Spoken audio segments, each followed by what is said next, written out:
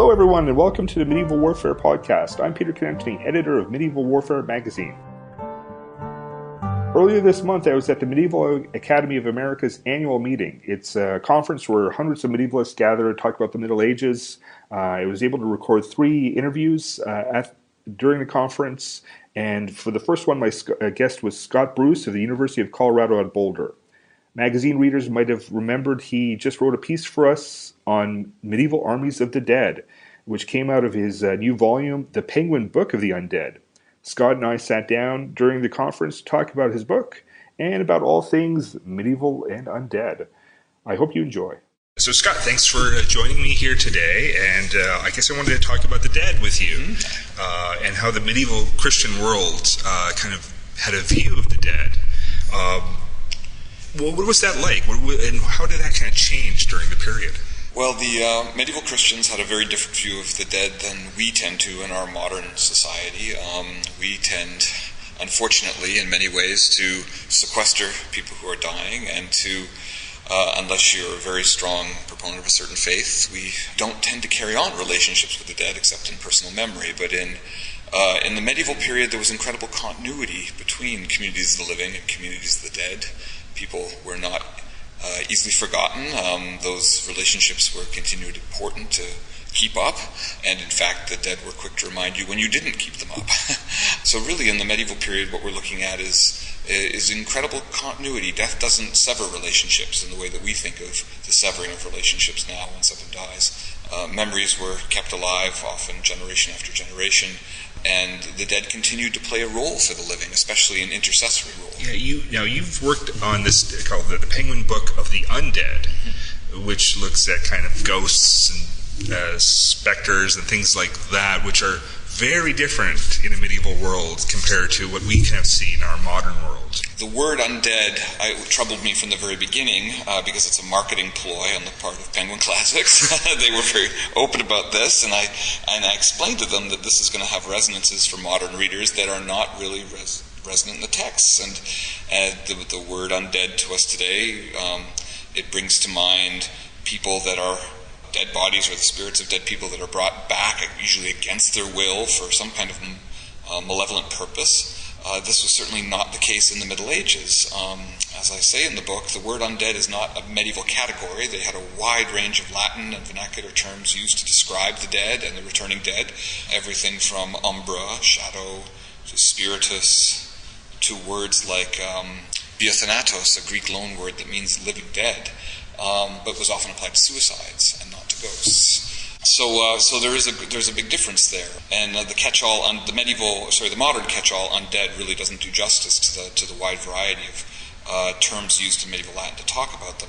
But the so-called undead in the Middle Ages were typically not malevolent. They were typically communicative and helpful, and if they were seeming, if they did seem to be bad or dangerous, it was usually with a particular purpose, because obligations to them hadn't been fulfilled. And once those obligations were fulfilled, then usually they were laid to rest. We tend to, in our modern kind of shows of the undead, it's they're either have no humanity, like The Walking Dead, where they're just mindless zombies, or they're kind of forces of just kind of pure evil, like a vampire or something like that. We look at a medieval ghost, they're often a chatty person. So. That's right, and they often, and they have a purpose. I mean, this is not to say modern undead don't have their purpose either. I think that we use the undead these days as a kind of locus for anxieties about science run amok, or about disease, or I think 20 or 30 years ago, shambling masses of unthinking people were wonderful metaphors for communism and other things that Americans were worried about. But medieval people didn't have these anxieties. They had their own set of anxieties. They were anxious about the fate of their soul in the other world, and sometimes stories about the undead served to speak to those anxieties, both by warning people what could happen, but also showing them a way to correct themselves, and showing them that even beyond the grave, humans could intercede on behalf of dead souls to help get them to the place they need to get, obviously heaven. Some of the sources that you talk about deal with undead of military matters, and that's in your latest article in our medieval warfare. You kind of talked about a few of those kind of stories. The one that I think I find most fascinating is one by Orderic Vitalis. He's a 12th century Anglo-Norman chronicler. Could you tell us about what he wrote? Oh, sure, absolutely. I should preface it by saying that the very earliest references that we have to ghosts and unquiet spirits in the Western tradition, going all the way back to Homer, single out dead soldiers as being particularly subject to restlessness and therefore to hauntings. And it's usually because of the cases in which soldiers die. They die young, they die violently, and they tend to lie unburied. And all of those things serve to agitate the soul and often cause a haunting. Now, the story of Orderic Vitalis is a very complicated one.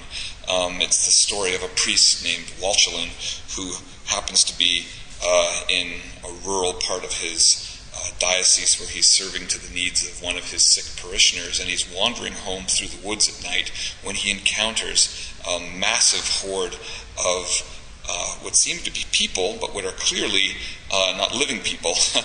There are men and women of all different stations. There are priests and abbots, and there are women, and there are lay women especially, but then there are also these soldiers, so many soldiers in this entourage. And what he's encountered is a horde of dead souls that, instead of being sent directly to hell for their sins, they're set on this kind of mad course of endless wandering. Some of them are being tormented by demons.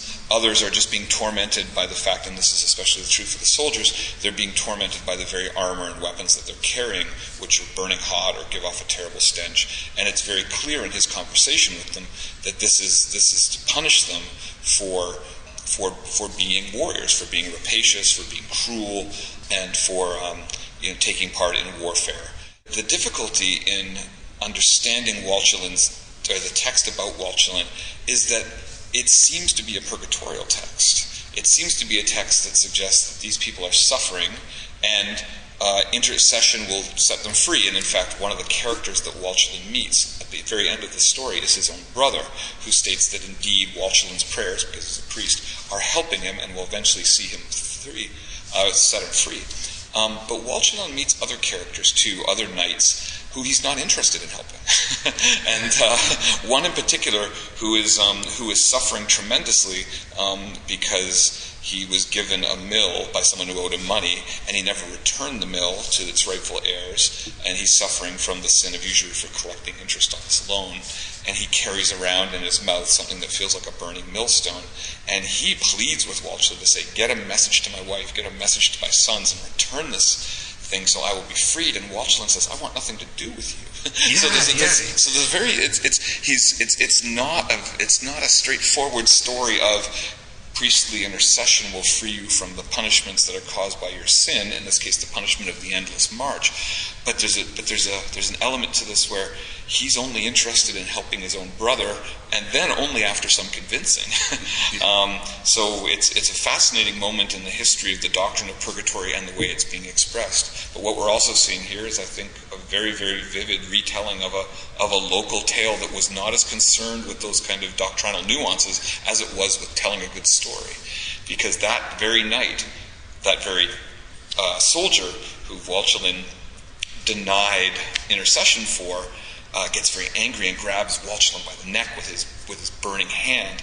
And one of the things that's said at the end of the story is Walchelin still, later he lived into 15 or 20 years, but liked to show off the scars that were, that were created by this. So it has all the makings of a really, really good tall tale. Yeah. It's something that you kind of imagine that he said many times. And Orderic was there one day and he recorded it.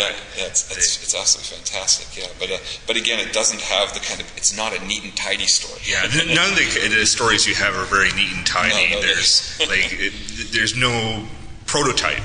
Mm-hmm. No, these are all new stories that I've caught many of them in their first tellings or very early on in their first tellings, and so they've not been reduced to kind of programmatic statements of doctrine, and that's what makes them so much fun to read, I think. Yeah, I loved your article. I've really enjoyed your book. What other kind of work are you kind of doing on this kind of topic, or just in general with the Middle Ages? I am now shackled to Penguin, I'm working on a new book for Penguin Classics and another anthology of primary source material that we're calling the Penguin Book of Hell: 3,000 Years of Torment. Wow. But it's going to look at representations of the punitive afterlife, starting in the most ancient period, really probably with the Greeks, but going all the way up to modern America. So one of the subtitles we proposed was From Gehenna to Guantanamo. But there will be a very large medieval component, obviously. Well, thank you so much, and keep enjoying the conference. No, absolutely. Thank you so much for the opportunity to speak. My thanks again to Scott Bruce. Please check out his work, The Penguin Book of the Undead. And my thanks to Angus Wallace for producing this episode and for you for listening.